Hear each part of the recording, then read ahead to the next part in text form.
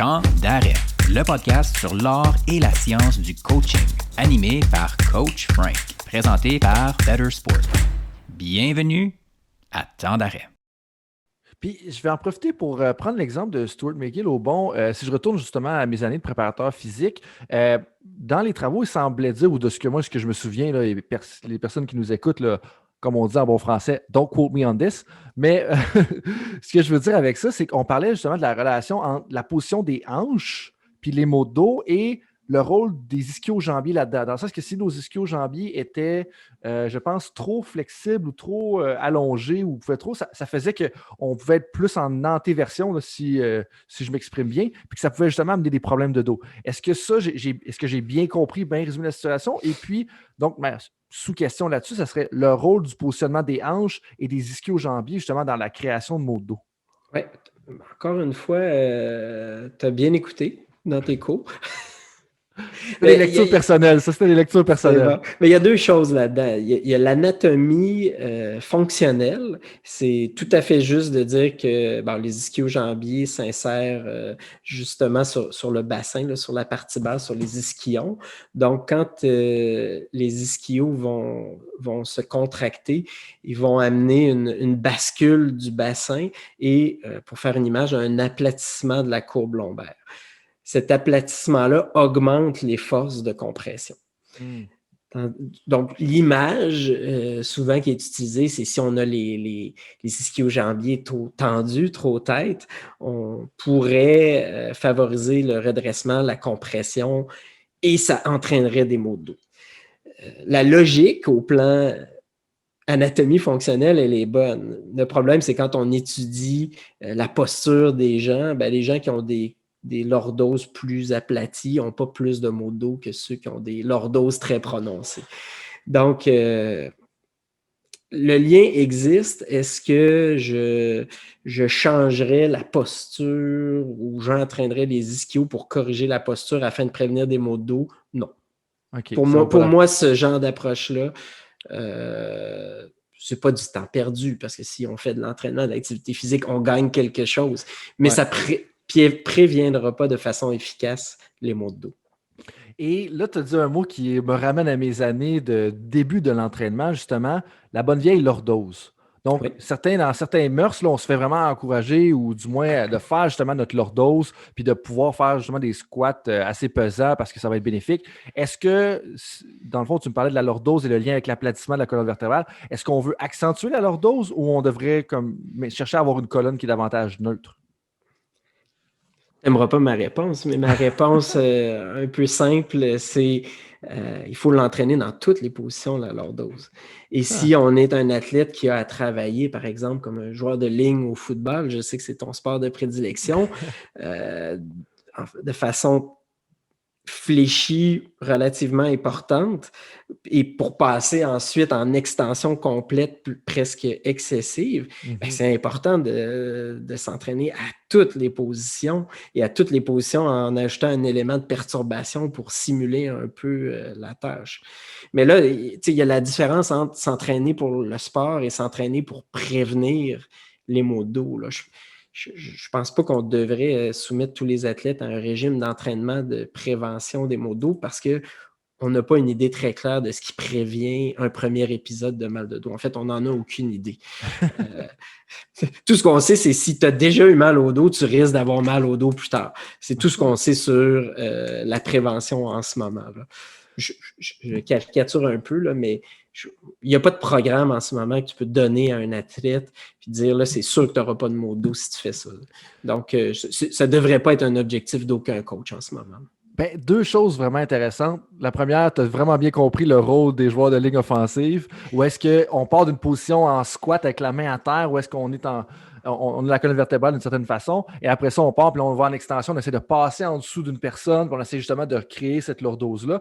Et donc, ce que j'entends dans ce que tu me dis, c'est qu'on ne devrait pas s'attarder à être trop fixe, et on revient à un terme qu'on a dit plus tôt dans la conversation, trop structuré, trop rigide. Hein? Puis ça, pour moi, puis un des liens que je voulais faire tout à l'heure, puis que je ne te l'ai pas dit, mais c'est comment est-ce que Véronique Richard, dans une autre de nos conversations, elle nous parlait de l'importance de créer du chaos dans les environnements. Mais elle disait dans le sens de avoir des joueurs créatifs. Parce qu'on veut s'assurer qu'ils ne fassent pas toujours le même type d'entrée de zone ou le même type de feinte quand on va essayer de battre les joueurs.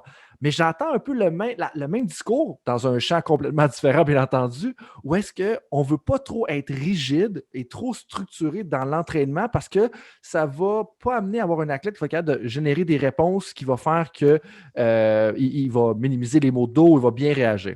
Puis ce que j'entends aussi dans la réponse que tu viens tout juste de donner, c'est qu'on ne veut pas nécessairement être préventif, on veut être davantage réactif. Bien entendu, on veut entraîner l'athlète pour qu'il soit en forme, qu'il soit capable de soutenir le travail qui va être imposé sur lui à travers son sport.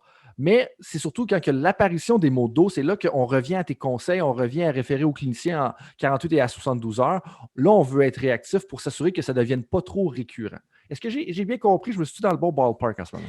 Oui, absolument. Puis, tu as tout à fait raison. Là. Je veux dire, la variabilité, c'est bon dans plein de domaines. Puis, dans un autre domaine qui m'intéresse beaucoup, le contrôle, l'apprentissage moteur, c'est ce qu'il faut faire aussi. Là. Pratiquer toujours le même geste à répétition dans les mêmes compétitions, ça ne fait pas des très grands athlètes généralement. Là.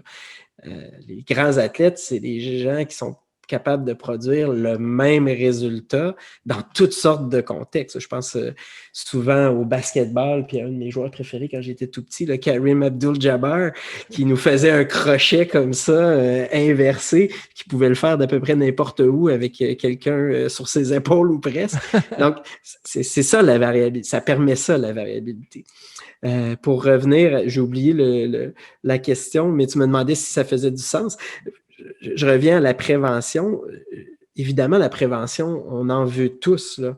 Ce que je dis, c'est qu'on a peu de connaissances sur la prévention primaire des maux de dos, là, avant l'apparition d'un premier épisode.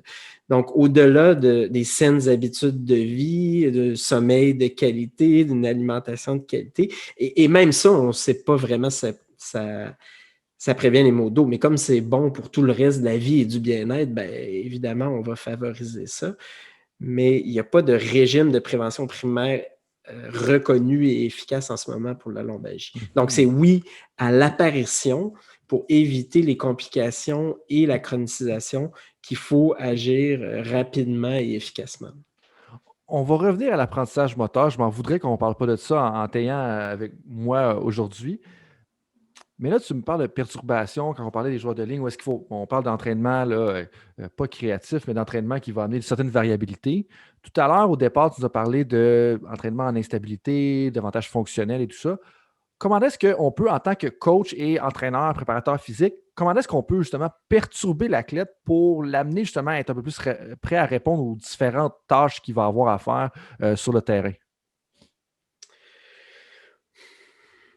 C'est une bonne question. Est-ce que la question est en considérant qu'on vise d'améliorer les performances de l'athlète ou plutôt en prévention des maux de dos, encore une fois? Je suis plus encore dans l'aspect prévention des maux de dos. Puis là, je préparais, justement, tu m'as bien vu venir, je prépare ma transition vers l'apprentissage moteur. Mais là, je voulais qu'on finisse un petit peu le côté ça parce que je me mettais dans la peau un peu des préparateurs physiques à l'écoute et tout ça. Et là, on a parlé à quelques reprises de OK, là, il faut perturber les athlètes à l'entraînement, il faut les amener à changer de position un peu de leur colonne vertébrale.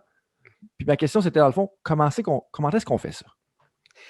Ben, écoute, si on oublie là, ce qui se passe sur le terrain puis dans les drills très spécifiques à un sport, mais qu'on parle plutôt là, en gymnase ou en salle d'entraînement,